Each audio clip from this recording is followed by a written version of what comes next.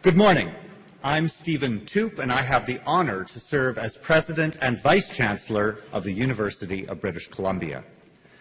Every year at Congregation, UBC bestows honorary degrees upon individuals who, in the opinion of the university community, have fit the criteria of excellence and eminence in their chosen field. Janet Rossant is one of those individuals, and I invite her now to step forward to receive her honorary degree.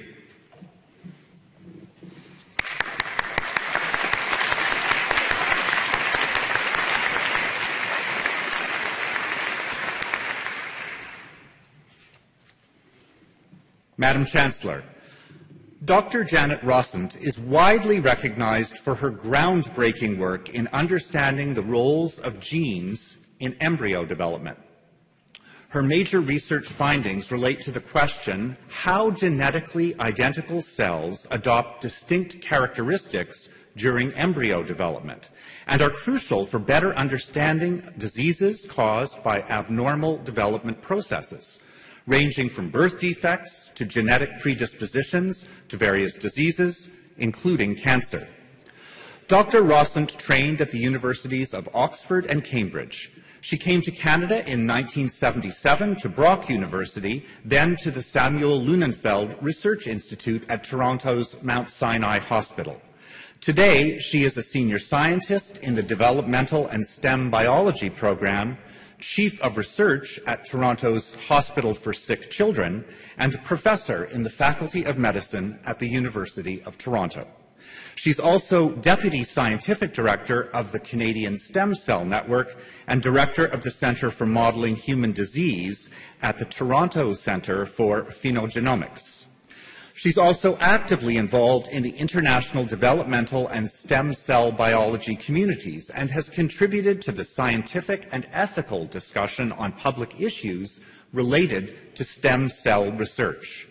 She chaired the working group of the Canadian Institutes for Health Research on stem cell research, which developed guidelines for federally funded research in this area. Dr. Rossant has been widely recognized for her contributions to science, with many awards, including the Killam Prize for Health Sciences, the March of Dimes Prize in Developmental Biology, and the Michael Smith Prize in Health Research, Canada's most prestigious health research award. She's a Fellow of the Royal Societies of London and Canada and is a Foreign Associate of the U.S. National Academy of Science. Madam Chancellor, in recognition of her pioneering work in one of the most important areas of human health research, I ask you to confer the degree Doctor of Science honoris causa upon Janet Rossant.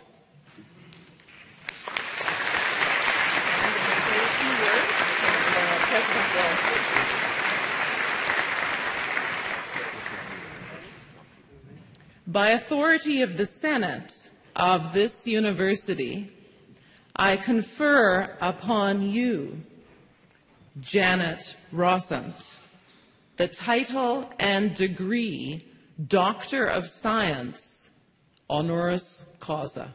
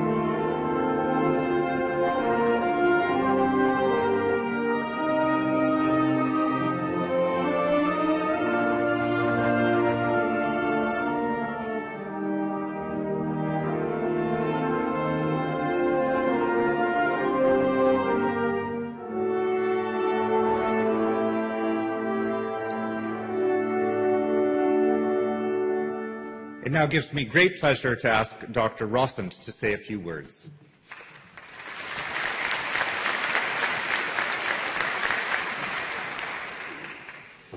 Well, I really am deeply honoured to receive this honorary degree from UBC and to be able to share the excitement of this graduating class in biology and genetics. The pace of discovery in life sciences today is incredible.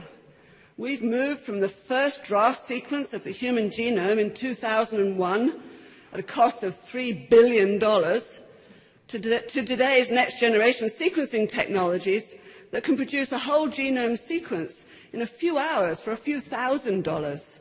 Soon we'll all have our own genome sequence as part of our healthcare record, and the promised era of personalized medicine is going to be upon us.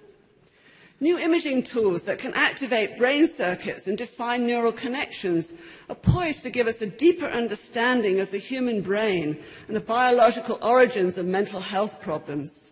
Stem cells, my own area of research, first defined functionally here in Canada, are opening up new vistas for repairing tissue damage in diabetes, Parkinson's disease, spinal cord repair, among others. But in all these areas, many questions remain that are going to challenge scientists and society.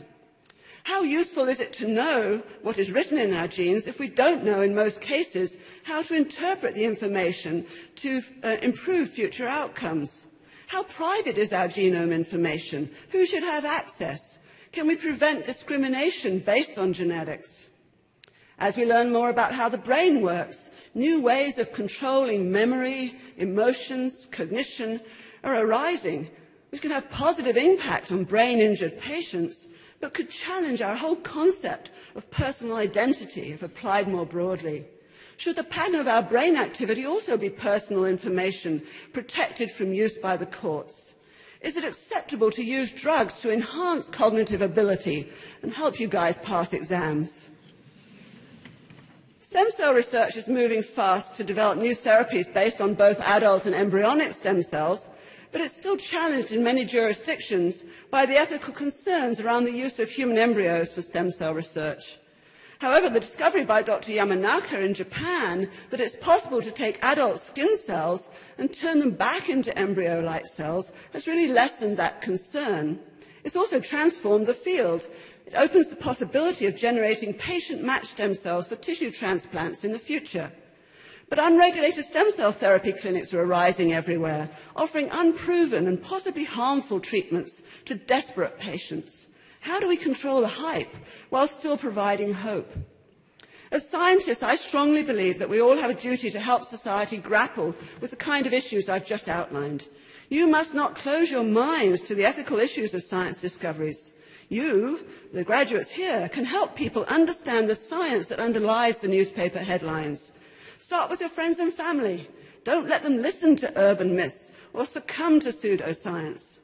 Some of you will go on to be the next scientific leaders in Canada, but all of you are going to be the next generation of science-literate citizens that we need to keep Canada at the forefront of ethical and effective technology changes in the years ahead.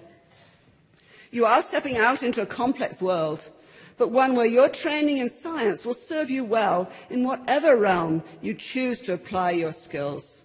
We're extraordinarily privileged to work in this era of amazing scientific discovery and to be able to contribute in whatever way we can.